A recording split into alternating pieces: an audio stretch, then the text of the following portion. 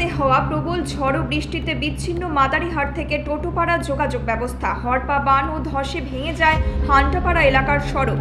প্রবল স্রোত এসে সড়কের প্রায় 20 মিটার অংশ ভেঙে দেয়। বর্তমানে মাদারিহাট থেকে টোটোপাড়া বল্লালগুড়ি যোগাযোগ পুরোপুরি বন্ধ। গতকাল রাতে মাদারিহাট থেকে টোটোপাড়া যাওয়ার পথে দয়ামারা নদীতে হরপা বানের কবলে পড়েন মাদারিহাট পঞ্চায়েত সমিতির সভাপতি আশা এস বোমজান। তার কথায় অফিসের এক মিটিং সেরে রাত 8টা নাগাদ বাড়ি ফিরছিলেন। দয়ামারা নদীতে এসে পৌঁছলে গাড়ি হরপা বানের কবলে পড়ে। চারপাশে অন্ধকার আর ঘন জঙ্গল। জঙ্গলের চালক সহ প্রায় 4 ঘন্টা ঠায় দাঁড়িয়ে থাকেন পঞ্চায়েত সমিতির সভাপতি।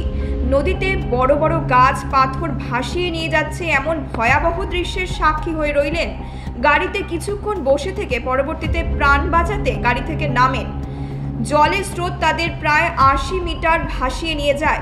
অনেক কষ্টে জল পেরিয়ে ডাঙায় ওঠেন।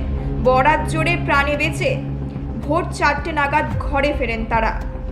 অন্যদিকে ঝড় বৃষ্টিতে ক্ষতিগ্রস্ত ভুটান সীমান্ত জয়গার বেশ কিছু এলাকা।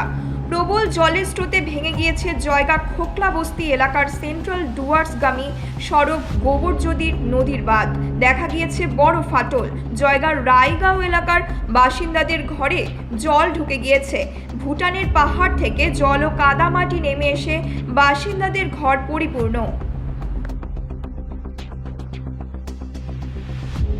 रास्ता जो पहले था पीएमजी उसका तो अगले साल ही टूट गया था। हाँ, यहाँ पे आपका थोड़ा हम लोग लड़का लोग यहाँ पे जेसीबी लगा के थोड़ा जाने का रास्ता बना दिया था। तो उसके बाद में अभी 1 महीने पहले यहाँ पे रोड का जो काम शुरू हुआ इलेक्शन से पहले। हाँ, ये हम लोग का प्रधानमंत्री ग्राम सड़क योजना का तो काम शुरू होने के बाद में यहाँ किया हुआ 1 महीने जैसा हुआ। काम चल रहा है अभी। रात में बारिश आया वो जैसे तैसे हो गया। अभी आदमी लोग उधर से ऊपर से हाईवे होके मोटामोटी अभी 1 किलोमीटर बोलेंगे तो यहाँ से बासर नदी उधर बासर नदी जाने के लिए अभी 3 किलोमीटर घूमना पड़ता है। আলিপুরদুয়ার থেকে শামু দাসের রিপোর্ট, নিউজ মেট্রো।